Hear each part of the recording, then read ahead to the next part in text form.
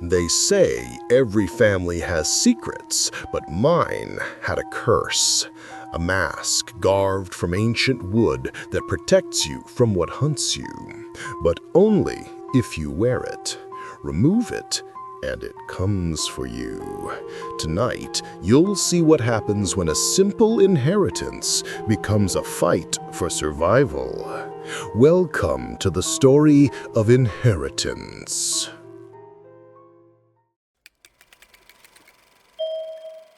Hey everyone, welcome back to Silent Scream. Or if you're new here, I'm glad you found us. Here we dive deep into chilling tales, unexplained hauntings, and stories that will keep you looking over your shoulder. Today we're unraveling Inheritance, a story about a man, a cursed family heirloom, and the spirits that will stop at nothing to claim him. Stick around, because what begins as an ordinary inheritance quickly turns into a nightmare you won't forget.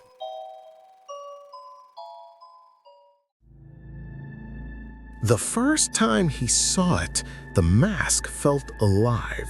It wasn't carved perfectly, too many uneven lines, eyes hollowed out like dark wells, yet it pulsed with a quiet menace.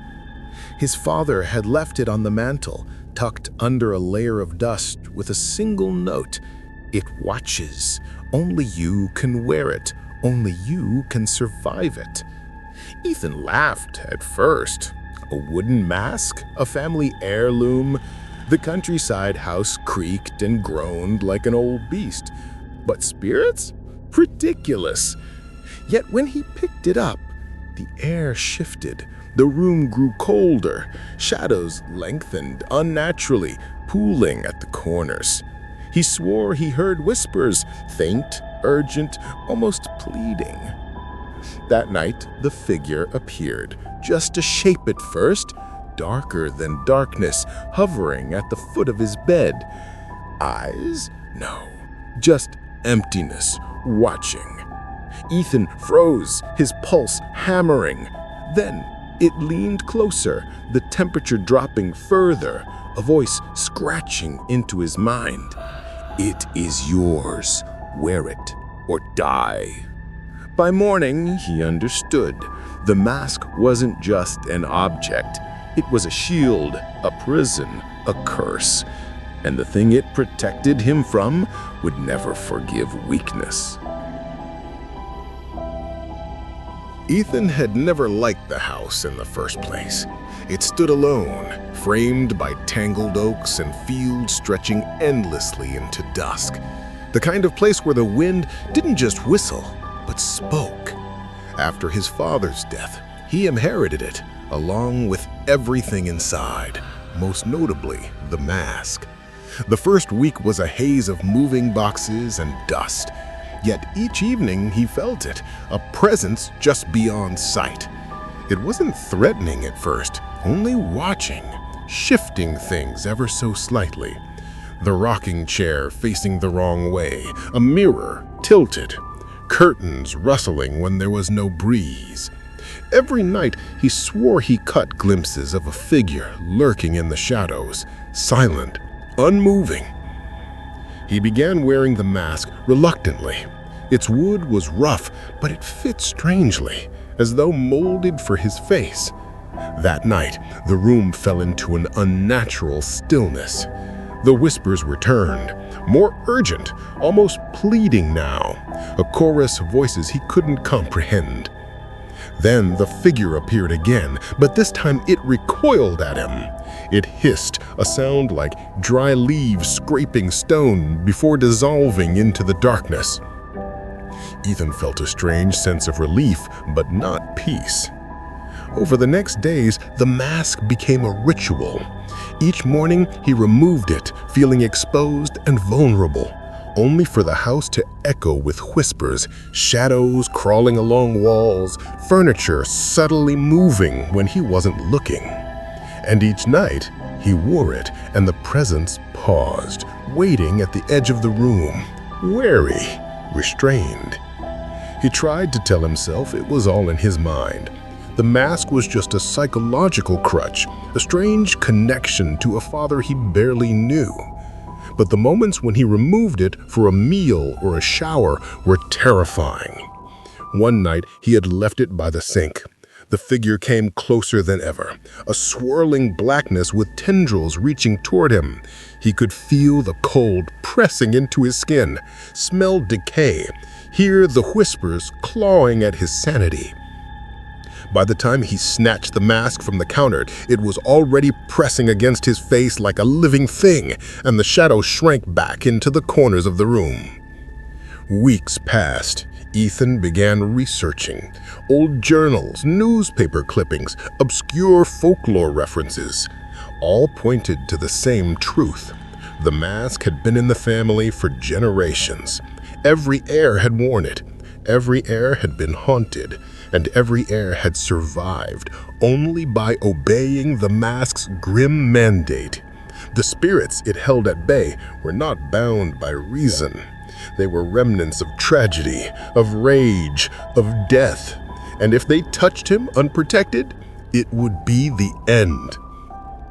Then came the night he didn't take it off. Exhausted, he fell asleep wearing it, thinking the mask could rest for a while.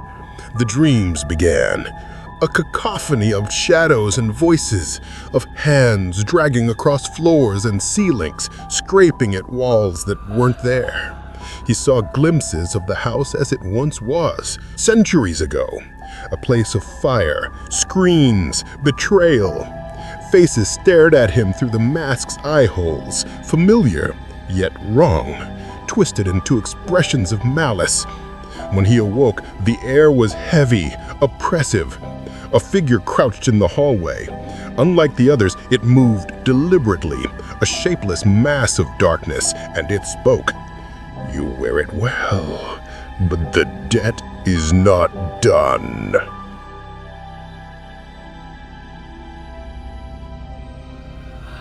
As weeks turned to months, Ethan grew more attuned. The spirits weren't mindless.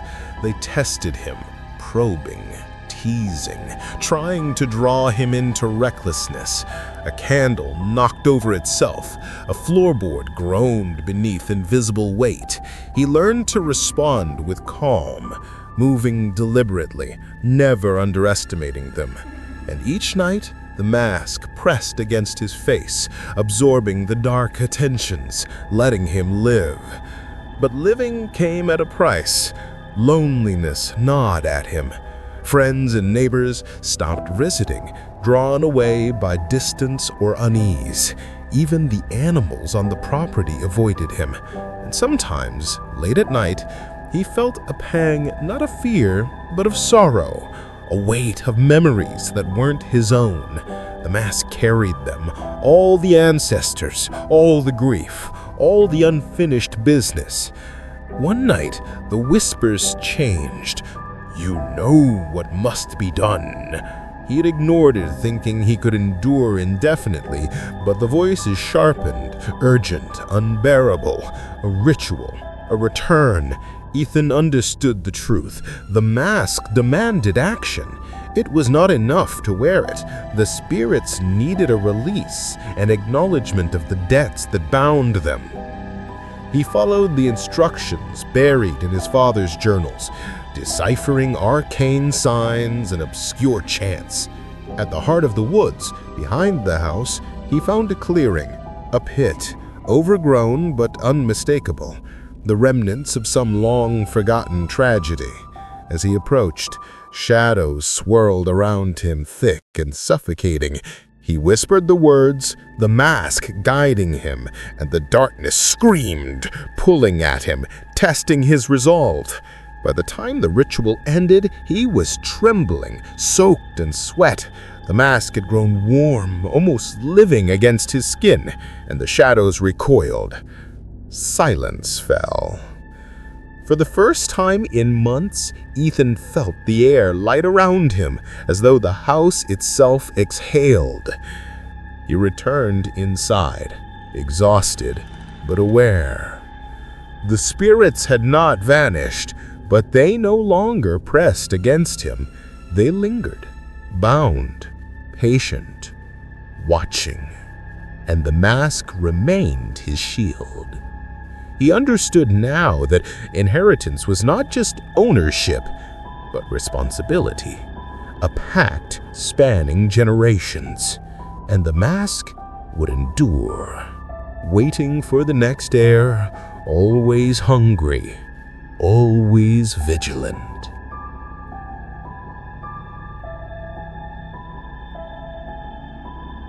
Years later, Ethan still wore the mask each night.